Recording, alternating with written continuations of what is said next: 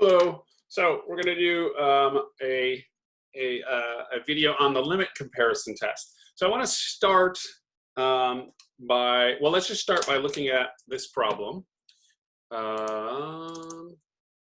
So I've got a series here, the sum from 1 to infinity, as n equals, the sum over n equals 1 to infinity of 1 divided by 3 to the n minus 1. We want to see if this is convergent. So we've already looked at the comparison test. We might look at this thing and think to ourselves, hey, I know that the series 1 over 3 to the n, which maybe I'll just rewrite this a little bit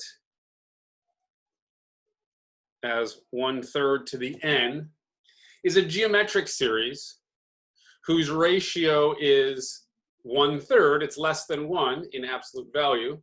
And so we know that this converges. Right? So you can look back at the ideas about the geometric series if you need some reminder on that. But this is a geometric series that converges, right? Its common ratio is 1/3. So we might think about comparing this to that. There's a problem though.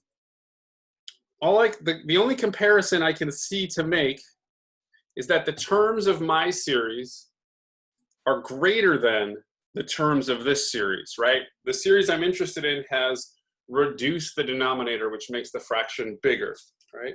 So notice the situation we're in. I've got two positive sequences. This is our comparison test. I've got two positive series.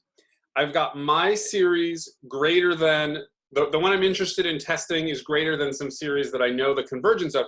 However, the series converges. This tells me if my series is greater than a divergent series, it will diverge.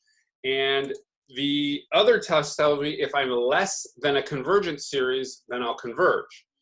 Here I'm greater than a convergent series. So all this comparison now is telling me is my series is bigger than something that has a limit, right?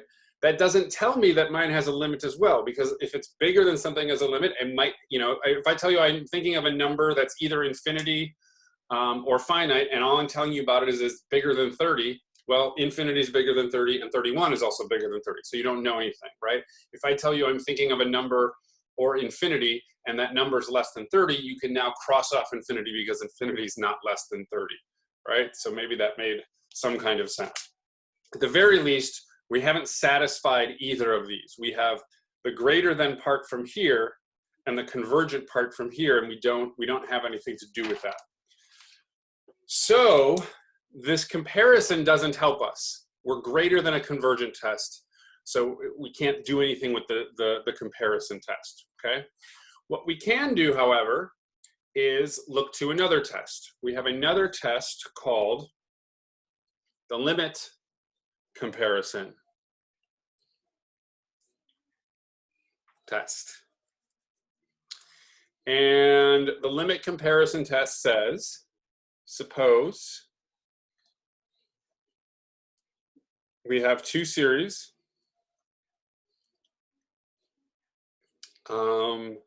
Suppose both these series have positive terms.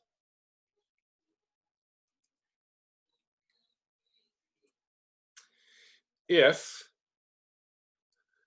the limit as n goes to infinity of a sub n over b sub n equals c, where c is a positive finite number, right? So it's bigger than 0 and it's not infinity, so it's a number, right? It's a positive finite number.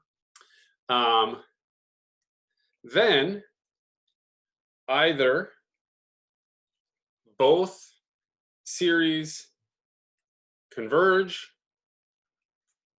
or both series diverge. Okay. So, right, this is a pretty handy test. It tells us that when we have if we look at the limits of the terms, right? Notice I'm not taking sums anymore. I'm just looking at the sequence of terms, and those limits are much easier to take. We don't have to mess around with partial sums or anything like that. We could just take those limits in the way we've been taking limits all along. If the limit between the if the limit between the terms of two series is a positive finite number, then they do the same thing. Whatever one does, the other does in terms of convergence or not. So let's apply that to this series, right? I can take the limit as n goes to infinity of 3 to the n over 3 to the n minus 1. All right, so I've taken, so let me write one more line just to make this clearer. Sorry, I took a little shortcut. This is the limit as n goes to infinity of 1 over 3 to the n minus 1 over 1 over 3 to the n, then equals this, right? So here's the limit of the terms of my series. I took this denominator and multiplied by the reciprocal, so we get this.